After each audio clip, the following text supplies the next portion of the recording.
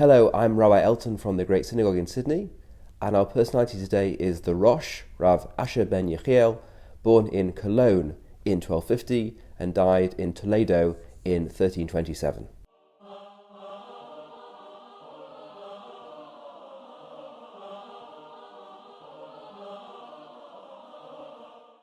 The most important rabbi of the early part of the 13th century was Rabbi Meir of Rothenburg, and he was so prominent and so significant that when the local authorities, the local rulers, wanted to punish the Jewish community and extract money from them, he was imprisoned and held for ransom. Now the Rosh, Rav Asher, his major student, raised the money for his ransom, but Rav Meir refused to be ransomed because he said that this would lead to all the leaders of the community being taken into prison and money extorted from the Jewish community.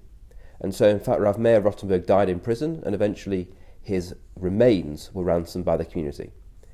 The Rosh knew that it was time to leave Cologne, it was time to leave Germany, it was too dangerous for him as the new leader in freedom of the Jewish community, and he went to Spain, which at that point had a much more tolerant and liberal attitude towards the Jewish population.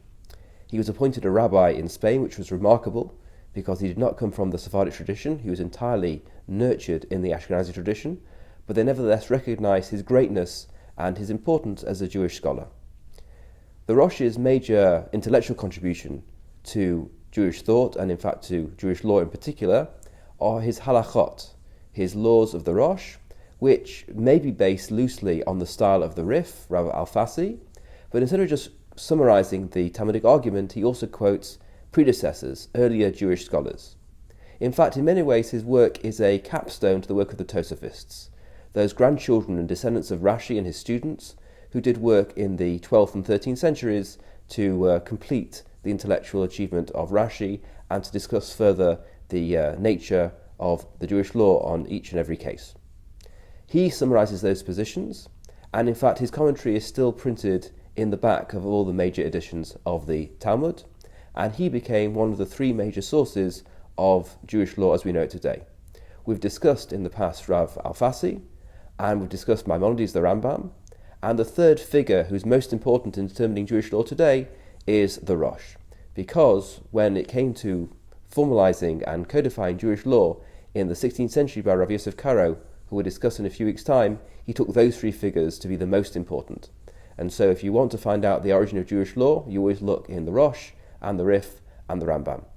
Two of those are Sephardi, the Rif and the Rambam, and the third is the Rosh, who though Ashkenazi ended up in Sepharad, ended up in Spain. He brought a very different intellectual culture to Spain. He brought the Ashkenazi way of looking at all previous commentators instead of going straight back to the Talmudic text. He brought the Ashkenazi tradition of quoting people who came before, unlike the opinion of the Rif and the Rambam. You can just quote your own opinion on the basis of your own researches.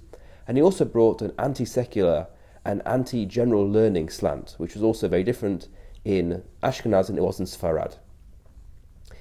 In doing so, he didn't overturn the rationalist and broad-minded approach of the Sephardi Jews, but he did introduce a new and more serious and focused attention on Jewish law and Jewish texts.